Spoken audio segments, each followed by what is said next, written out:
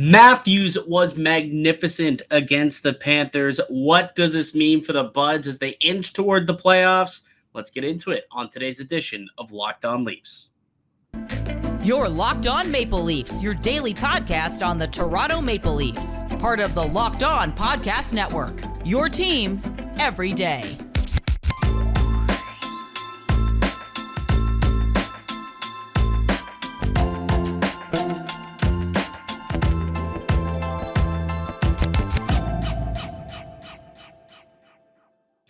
Hello and welcome into the March 24th edition of the Locked On Leafs podcast, your one-stop shop for all things Leafs. I'm your host, Mike DiStefano from TSN 1050 Toronto Radio, also known as Al's brother on TSN's Overdrive and TSN 1050's Leafs Lunch. Joining me, it's my co-host, Dave Morassutti from Sportsnet, also a writer for the NHLPA. Locked On Leafs is a daily Maple Leaf-centric podcast, so be sure to find those podcasts wherever you can, and you can also catch us on YouTube as well for the video format of this show. We post new episodes each and every morning, weekday, 5 days a week.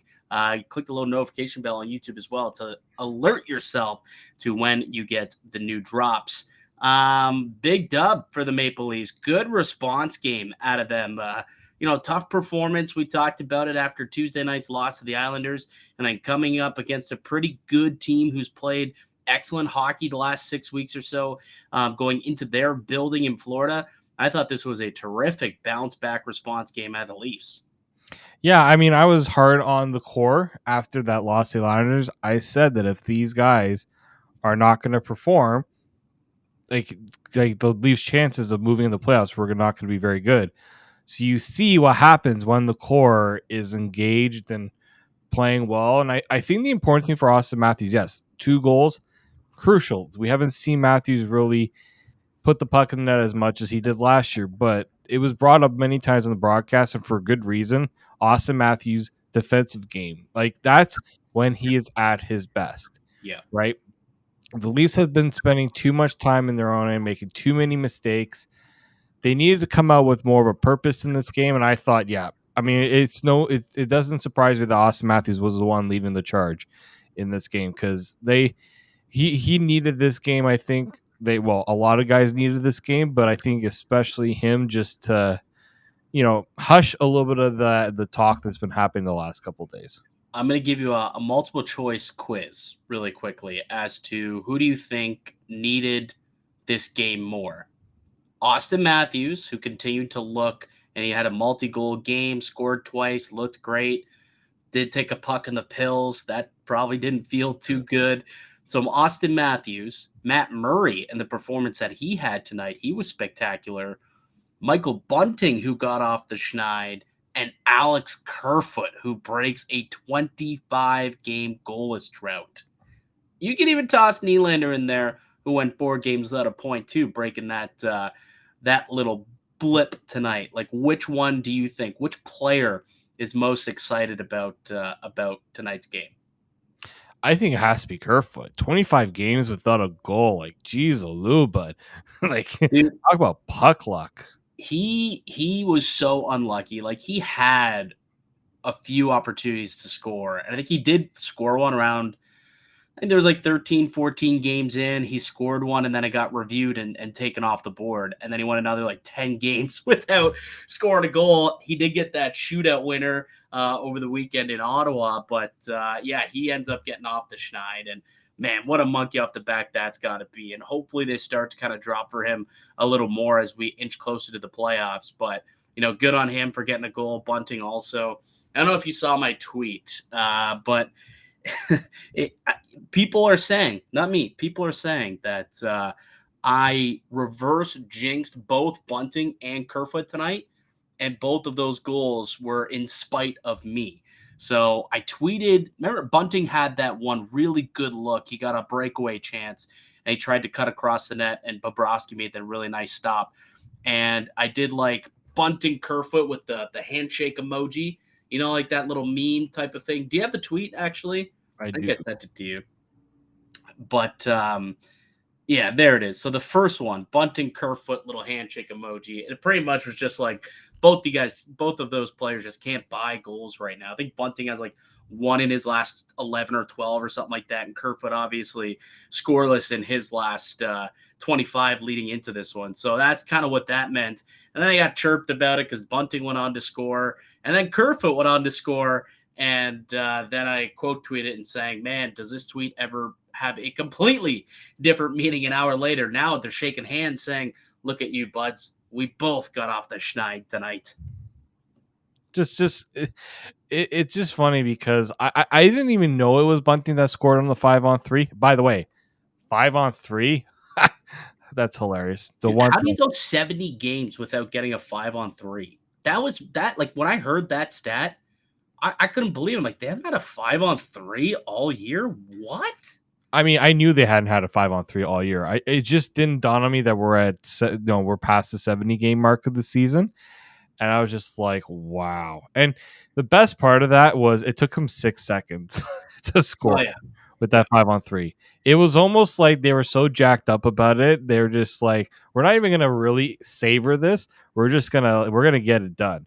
Because I think they knew themselves really that must have been lingering with them that, we hadn't had one in so long. So let's make the most of it. So we've chatted Bunting, Kerfoot, Matthews. I think the other big story of tonight's game that we got to discuss is Matt Murray and how exceptional he was tonight. He was great. I mean, arguably only allowed one goal. I mean, the fact that he got kind of screwed over by the webbing, I guess you could say, like just based on how beautiful that save was, they should have just freaking called it a save. Like, don't even review it. Just give him that save because he was able to make it. Here it is. If you're watching it on YouTube, we're showing it right now. First of all, just makes the acrobatic save with his butt, and then on the rebound has the wherewithal to just chuck the glove out there and catch a moving puck in midair, and seemingly did it without putting the puck in his glove over the red line, over the goal line. But then upon review, you could just see it in the webbing, which is so unfortunate. If he had a dark glove, wasn't a white glove, but a dark glove with like black mesh or black mesh and whatnot, I don't think they would have been able to overturn that goal, because I don't think it would have been conclusive whether or not that was a puck or if that was webbing of the glove. Yeah, it reminds me. I might be dating myself here, but do you remember back in the 2006 Olympics when Team Canada? Can I just say something quickly? Yeah. If you're under 30 years old, I don't think you're allowed to use the phrase, I think I'm dating myself. How many people though remember the 2006 Olympics though? Like, to be honest, dude, a lot of people. Okay. It was not that long ago, man. Like, it's not like we have 8-year-olds watching. I mean, there might be some 8-year-olds. I was gonna say we gotta make sure we're getting to our young buds out there. I'm pretty sure our biggest demographic is like 24 to 56 or something like that. Most of those people remember 2006. Anyways, proceed. It was against the Swiss. I think Martin Gerber was in net. Team Canada appears to score a goal, but they called it off, saying that the puck did not cross the line. And I don't think there was review at the time, because clearly on review, the glove was actually in the net. I remember it was very controversial. It was all in the papers the next day. If any of you remember this, just let us know in the comments, because I'm just remembering this off the top of my head. Well, I don't want to date myself here, Dave, but if you want to go a couple of years prior to that, in the Stanley Cup final, we're going there. Marty Jelena won the Stanley Cup for the Calgary Flames. That puck that Habib Bulin stopped, and I use little air quotes for those who are listening, the puck with his pad, but upon review, again, no video review back in that day, but upon review, you saw that puck and that pad was fully over the goal line, and that should have been a goal, and the Calgary Flames should have won the Stanley Cup in 6 games, and they should have been Stanley Cup champions. Jarome McGinley should have retired a Stanley Cup champion because of that goal. So it happened in the past. So then they decided, let's change it. We can take a look at things now. This is what video review does.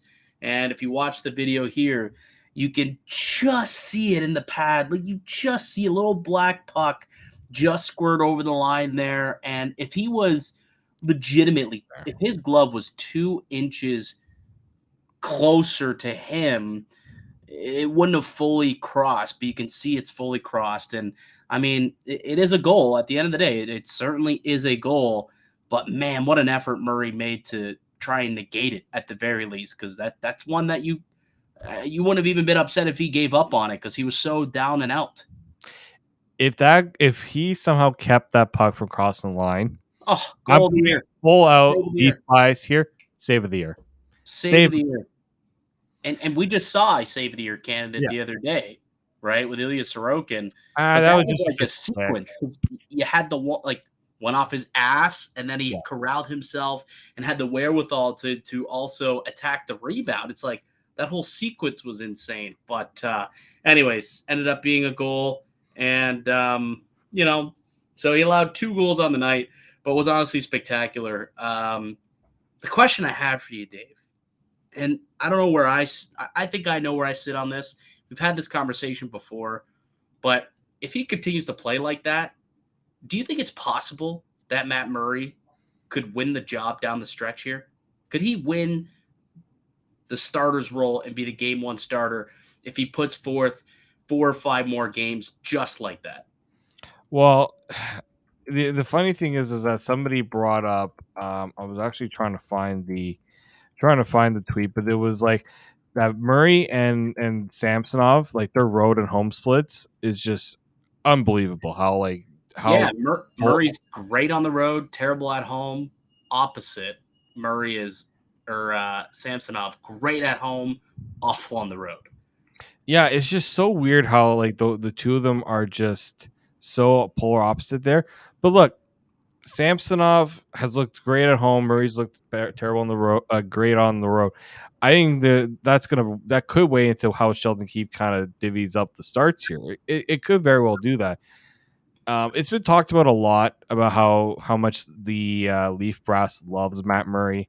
They have their faith in Matt Murray, so that's why I think there's still that inkling of a potential that if he continues to play well down the stretch, he could get it because he's got the one thing that Samsonov doesn't have, and that's playoff experience. And I think that's something that has weighed heavily on this team for the longest time. Got a burying the lead there, Dave. Well, I mean, he won 2 cups, yes. Yeah, 2 cup rings, I think, is a little bit more than just experience. But like everyone knows what the experience is. But yeah, I get what you're saying. It's just he has done it. Yeah. Right? And a lot of coaches believe in that.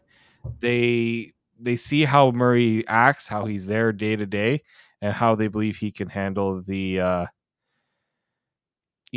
how they handle those sort of situations. You see what they did. They brought in a bunch of guys who have that playoff experience, winning cups. That's where I'm leaning towards Murray, just in that regard. Do I think Samsonov has played better? Absolutely, especially at home. Like, you have to think about that. But I think it's still too early to say for sure. Murray's at least getting more games under his belt. He's getting his confidence back because it definitely wasn't there when he came back from his injury. So I still think there's time before we can really make this a thing yet, in my opinion. I know there's 11 games left. Yeah. So you have 11 games to work it out. Well, yes, and no, but I still think Samsonov has earned that top job. I don't think he's lost it, and I think based on the consistency he's played throughout the season, and assuming that they end up with home ice advantage, they're up 5 points now with a game in hand. Like, unless something happens and they really go on a tailspin here, I think they're getting to a point where it's pretty close to securing home ice advantage. You're probably going to go with Samsonov, but I'll say this, and it's not even the first time that I've said this. I have faith in both goalies. My faith in Murray was never performance-based. It was always him and whether or not he could stay healthy, right? But when he's in the net, he's given the Leafs pretty good goaltending. Same with Samsonov. So goaltending is really not a question mark, I don't think, like most thought it would be. And I get it. Neither are Andrei Vasilevsky. Like, you're always going to be losing the goaltending battle. But guess what? Jack Campbell wasn't Andre Vasilevsky either. And what happened last year? It went to Game 7, and it was decided by a goal. So, I think that the Leafs will be in fine shape with whoever ends up being the starter between the pipes, whether it is Matt Murray or whether it is Samsonov. But that's now 2 starts in a row where Murray has looked pretty good. And tonight, I think, was even better arguably than it was on Saturday, and that is encouraging at the very least if you're a Leaf fan and if you're Kyle Dubas and Sheldon Keefe. All right, we'll continue to break down the game. We've got our 3 stars we got to get to, and also a conversation about Morgan Rielly, who did not play tonight, which was weird. So we got to talk about that as well. But before we get into any of that, let me tell you guys about one of today's show sponsors, and it's FanDuel. The tournament's heating up. There's no better place to get in on the action than FanDuel. It's North America's #1 sportsbook. That's because right now FanDuel is giving new customers a no-sweat first bet up to $1,000. That's up to $1,000 back in bonus bets. If your first bet doesn't win, just go to FanDuel.com/lockedon and sign up today to claim your no-sweat first bet. You can wager on everything from the money line to point spreads, goal scores, shot props, whatever you want. They got it all on the sportsbook, the FanDuel Sportsbook app. It's safe, secure, super easy to use, so don't miss your shot at a no-sweat first bet up to $1,000 when you join FanDuel today. Just go to FanDuel.com/lockedon to sign up. Make every moment more with FanDuel. Welcome back into the Locked On Leafs podcast. It's Mike DiStefano and Dave Morassutti. Leafs with a 6-2 win over the Florida Panthers, a big-time bounce-back victory and a good win. And that's now you look at the wins that they've been able to accumulate over the last little bit. We keep talking about how since the trade deadline, the team as a whole hasn't looked great, but they've got wins against Carolina, Edmonton. They've got a win against now this team, right? You got to win against Florida. Who's in a playoff team to beat? Jersey. They got to win against Jersey as well, and Carolina. So they've got some big wins. Maybe I say Carolina, but they've got some good wins under their belt against playoff teams. So, it's definitely more of an encouraging sign to look at that and focus on the positives than to say, they've been a roughly 500 team since the deadline. The good thing is when they're playing playoff teams, they've got a strong, strong record and continue to add to that tonight against the Panthers. Yeah, let's not forget that they've also not had Ryan O'Reilly in the lineup the last little bit here.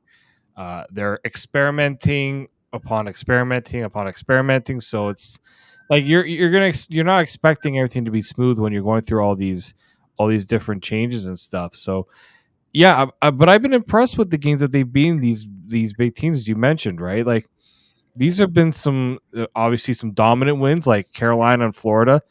They're not easy wins, and they pretty much, especially in Florida. That's the one thing about the Panthers. The Leafs have had a hard time winning in Florida. So I thought that you busted a bit of a trend there. You didn't have your best game against Ottawa, but you still find a way to win. Like I'm the only game really over the last while that I really had an issue with was the one against the Canucks and the Islanders. Buffalo. Yeah, Buffalo was a pain in the rear, but they also had that really nice game against Buffalo too. So I thought it kind of canceled a little bit. Sure. But it was more so because the Canucks won and the Islanders won. They kind of just gave up midway through the game. That's where I had the issues with those two games. But again, if we're going to criticize them with those ones, we also have to give them props for the ones that they do really well as well. I'm going to let you answer this question.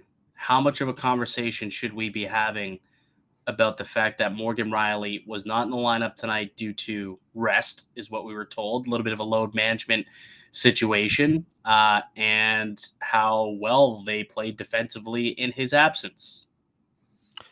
I mean, you can take that as I know a lot of people have said they look a lot better defensively without him in line.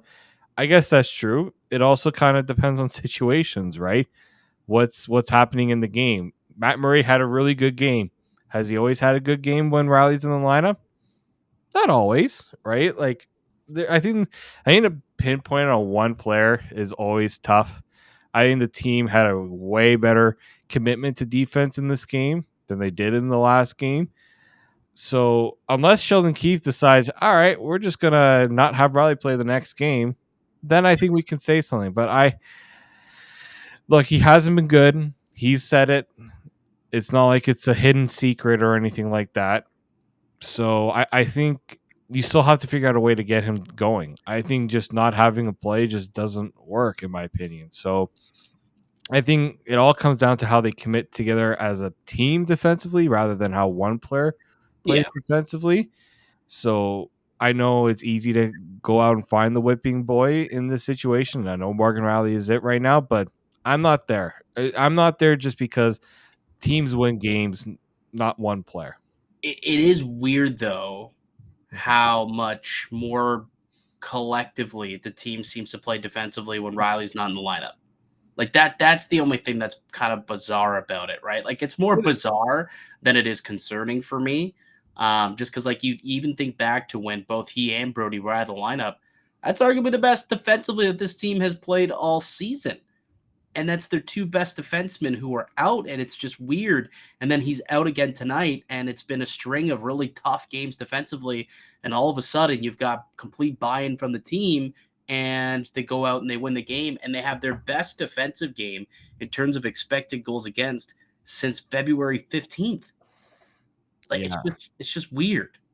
No, it And is. that game was against the Blackhawks. Like that, does that even count? Does that even count? Oh, Like, if you don't take that game, you have to go all the way back to January to find a game where they had a lower expected goals against than they did tonight. yeah, no, for sure. Yeah, I mean, there is a correlation. I also just think the team plays a different style when Rielly isn't in the lineup too, right? Well, is that style better? Like, it's a legitimate question, It and is I legitimate. don't know the answer. I'm not saying they do play better and they're better off without him. I'm not saying that at all. I'm just asking you the question. You are answering the hard question. I know. I think yes, there are games where they have looked better without him in the lineup, but at the same time, I also think the team has also played differently as a group. Yeah. Right? Like, are you telling me that they played differently? They played the same way tonight that they did against the Islanders? No, they No. didn't. So like that's where I have the hard time saying, oh, things look so different because Morgan Rielly's not in the lineup. It's just not the case for me. They looked far more connected as a group. Like to your Yes. point, like they 100% did. Like Auston Matthews was great in support all night. You had Nylander who was doing a little bit better in support. Obviously, Marner's always out there. I thought that the third line played pretty good. Like I just think the team overall had some really strong shifts for the most part. So they played a pretty complete two-way game, right? And it turned out to be a good victory. 6-2 was the final. You got a couple goals out of Matthews, which he hasn't been able to score multiple goals in a game really at all this year. So that was good to see. You ended up getting a goal from Nylander to break a mini drought. You had Bunting and Kerfoot both break their mini droughts. So it was a good game overall from the Maple Leafs. You had some players kind of get off the schneid, and hopefully that means more good things to come for those guys. I'm hoping for Bunts and Kerfoot that really springs them for a good final stretch run into the playoffs as well. Let's get into our 3 stars on the other side, Dave. Before we get into it, let's hear from one of our show sponsors. Yep. When your business is starting its championship run, nothing matters more than hiring the best team. With Indeed, you have the power to build a dynasty by hiring more MVPs faster. If you're hiring, you need Indeed because Indeed is the hiring partner where you can attract, interview, and hire all in one place. Indeed is the only job site where you're guaranteed to find quality candidates that meet your must-have requirements, or else you don't pay. Instead of spending hours on multiple job sites hoping to find candidates with the right skills, you need one powerful hiring partner that can help you do it all. With Instant Match, as soon as you sponsor a post, you get a short list of quality candidates with resumes on Indeed that match your job description, and you can invite them to apply right away. Plus, you only pay for quality applications that meet your must-have requirements. Indeed makes it easy to hire great talent. According to ComScore, Indeed is the #1 job site worldwide. They are 4 more times likely to have a hire that could have all satisfy all your needs according to Talent Nest back in 2019. So make sure you go to Indeed.com/locked on to claim your $75 credit before March 31st. So that is Indeed.com/locked on. Terms and conditions apply. Need to hire? You need Indeed. Welcome back into the Locked On Leafs podcast. It's Mike DiStefano and Dave Morassutti. We're reacting to the Leafs 6-2 win over the Florida Panthers. Just checking the scoreboard around the league. The Senators laid a beatdown on the Lightning too, giving the Leafs a little bit of help from their friends a little north. 7-2. Wow, holy smokes! Did they ever just kick the pills of the Tampa Bay Lightning? So appreciate it, Ross and folks in Sens Nation for that one. Definitely like it when the Leafs win a game, Lightning lose a game. Now I got what, 5 points up, couple games in hand. Things look pretty good for Toronto. Let's continue with tonight's game, though, for the Maple Leafs, because, we've been chatting about it. Really solid performance from a lot of people. But let's go through our 3 stars of the game. Dave, start off with your 3rd star. I'm going to give it to Matt Murray. I think he was solid. That's the type of game you need from your starting goaltender that, is working his way back. I thought, considering he almost had the save of the year as well. I mean, there wasn't much that weren't many nervous moments. Like sometimes when you watch Matt Murray, there's some nervous moments in the game. I thought that was like he was calm, he was collected. Good Panthers team that have a lot of offensive talent. Also, people who were saying that he flopped on the goal that didn't go in, the one that Kachuk clearly pushed him. Which he definitely saved that too, by the way. Did he not? Yeah, it looked like that was a save. It didn't look like it went in. That would have been interesting if they had to review that one as well. But yeah, no, I thought Matt Murray did it pretty well. The Panthers were coming, they were pushing all night. They didn't let up, even though when the Leafs had that sizable lead in the third, he kept the Leafs in it and gave them that chance to go on that scoring spree. Yeah, and I mean the Leafs defensively did a good job not allowing a lot of grade A chances. They only gave up 8 the entire game, only 2 in the third period when they got a lead and locked it down. So a pretty solid period or a pretty solid game from start to finish defensively, which obviously helped Matt Murray tonight for sure. I had him as my 2nd star of the game, though. My 3rd star of the game, I think might surprise you potentially, but I want to give it to Calle Jarnkrok. I thought that he was spectacular tonight. I know that technically you look on the score sheet and both goals were credited to Auston Matthews, and he obviously had amazing shot on both of those, and it was like patented Auston Matthews. But I don't think he scores either of them if it's not for Calle Jarnkrok. Like, he didn't end up with any points on the night, but both of those goals, he was just putting in work in front of the net, screening the goaltender on the first one.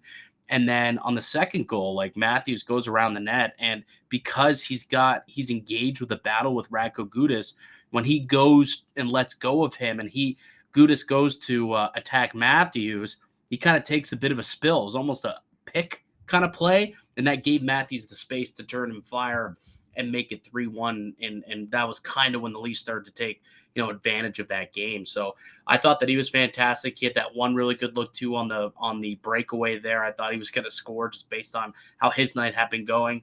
He's battling in the corners, working for loose pucks. Jarnkrok has been a great fit up with Auston Matthews, and I think that maybe this is something that we could see going forward in the playoffs is Jarnkrok, Matthews, Mitch Marner, because it looked really solid tonight, those three as a trio. Yeah, it's an important development here for the Leafs to have Calle Jarnkrok in that top line winger role, because it's been kind of one it's been unsettled for most of the year, right? Like, yeah, Michael Bunting has done a good job, but as of late, there was just something missing there. And I think Calle Jarnkrok he's such a smart player. He's smart, and he's a stronger player than Michael Bunting. He can withstand those net front battles and not get pushed around. Like, I remember I was watching the game against the Islanders, and Bunting was trying to go to the front of the net, and I can't remember who the defenseman was.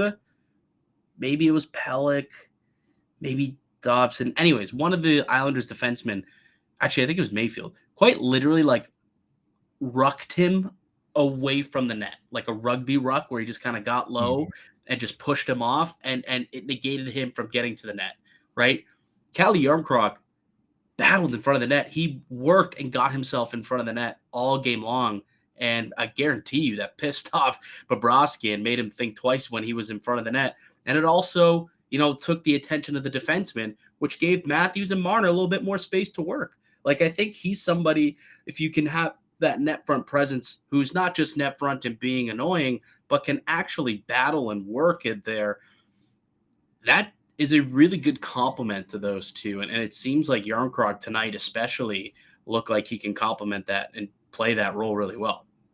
Yeah, and this is not to totally put Michael Bunting down, but I also just like that Jan Krok has that shooting ability. I think better shooting ability than Bunting, Yeah. because now teams have to respect that, and they're not just gonna go and try to stop Auston Matthews from scoring, from trying to shoot. Right? They have to respect what Jan Krok can do. So he's just making a lot of the smart plays. It's funny that I thought he would play more center on this Leafs team, but they seem to be more comfortable playing him on the wing. I mean, I have no problem with that. Let's just hope that this is something that can continue, and he can continue to show this consistency. Yeah, absolutely. So he was my third star. I already told you I had Matt Murray as my second star. Who did you have as your second star? I had John Tavares. I thought he looked really strong tonight. Like, that Michael Bunting goal doesn't happen without John Tavares. Like, John Tavares misses a chance to score, keeps on the puck, finds Bunting in front. Like, I like that John Tavares doesn't give up on plays. That's Yeah. kind of his big thing. He is so strong. He is so. You want to talk about a player that's hard to knock the puck off of? John Tavares, I think, is probably the toughest, one of the toughest in the NHL. He is just that strong. So, Sheldon Keefe called him and Nylander out a couple of days ago, saying that we need a little more from these guys. I think Tavares is starting to deliver. He's starting to get back into that offensive rhythm a bit. And Three helpers tonight. 3 helpers, and he didn't need Mitch Marner on his line to do it. Yeah, definitely. Some of them came on the power play, but 5-on-5, I thought that was important to see. Like, if Bunting, Tavares, and Nylander can be a line, that's a really good line in the playoffs. Well, now you've got your top 6 settled. You move Ryan O'Reilly into that 3C hole, Achari back down to your fourth line. I think this is what we're looking at for game 1 of the playoffs. I think this is where things might end up settling for the last couple of weeks here, and hopefully they can continue to play the way they did tonight. And a guy in particular who needs to continue to play the way he did tonight, because he had one of his best games in a while, was Auston Matthews, who is the number 1 star of tonight's game. I'm sure you have the exact same player. Scored a couple of goals. He was big in his own end as well. This is exactly what the Maple Leafs need from this guy going forward if they're going to do any amount of damage in the playoffs. Like, if he's not playing at his heart elite level, this team's they're not going to go very far. I mean, they can, but way better odds of winning series and winning games when that guy's at his best. That's what we saw tonight. Turned into a 6-2 victory against a pretty good Panthers team who's been playing excellent hockey. Yeah, no, and I think, again, with Auston Matthews, he doesn't need to do a lot, right? He doesn't have to go around throwing the body. He doesn't have to, skate with blazing speed. He just needs to make those smart plays, right? When players don't see him coming, he can strip them and turn it the other way. The second goal that he scored, where he comes around the net, doesn't look like he's really threatening that much, and then just turns around and poof, it's in the net, right? Like, I think that's the Auston Matthews that the Leafs need, right? That one that can change the game with just one play. That's what he's paid to do. And I think ever since we found out that he was dealing with an injury and he's working his way back, you can see, okay, there was legitimacy to why he wasn't playing well. This wasn't just a player kind of dragging along a little bit. Yeah, on the ice for 10 scoring chances tonight. He was 5-1 was the high danger chance difference when he was out there on the ice tonight. So really, really strong performance from that line as a whole, and Auston Matthews obviously being the main anchor there. So those are our 3 stars of tonight's game. Anything else or anyone else you want to shout out about tonight's matchup? I mean, we've already given Kerfoot a little bit of love for breaking out of that slump there. Tavares helping him with that, by the way. Just want to throw that out there. Yeah, I'm just thinking. I don't think there was really anybody like the guys that need to step up and have a bounce back game did it. I think that was the important thing for tonight. So I think we'll leave it at that. Yeah, couldn't agree with you more, buddy. All right, we will leave it at that. A couple more games back to back this weekend. They've got who do they have Saturday? Where am I blanking? Carolina. They got Carolina on Saturday, and then back to back they're in Nashville on Sunday. So pretty tough one Saturday, Sunday. Probably see Joe Wall, I would assume, right? Ilya Samsonov with his kid. They maybe give him, a few days and they'll say, we'll, stay in Toronto with your wife. We'll meet you there. And then you can get that game on Wednesday against the Panthers. And we'll probably see Murray against Carolina, Wall against Nashville, Samsonov against the Panthers next Wednesday. That sounds likely to me. See, it sounds like a plan. Yeah, we'll see. We'll see what happens. Sheldon Keefe has a lot of tricks up his sleeve and doesn't often like to tell us what they like to do, but that would be the rotation that I believe I would implement. But again, I'm not the coach, so it don't really matter what I have to say. That'll do it for us here today on the podcast. I'd like to thank you all for listening and supporting the show. You can subscribe to the Locked On Leafs podcast on all podcasting platforms and receive daily Leafs content. Follow myself on Twitter at Mickey_Canuck. Follow Dave at D_Morassutti. Leave a like and a comment down below if you're watching here on YouTube. That'd be greatly appreciated. We'll be back with another episode on Monday. We'll recap what happened over the weekend. Actually, before we leave, what happened in the Minnesota game? Did Minnesota win? They were winning 4-2 when I logged in. Last I saw, it was 2-2. So actually, yeah, it was 2-2 last I saw. So if they're up 4-2, they probably won, which means Matthew Nye signing day will not come today. Mm-hmm. I'm assuming it's over. I was trying to filibuster while you found the score. Sorry, the good old Twitter machine was a little slow on the update on that one. Let's see, men's hockey.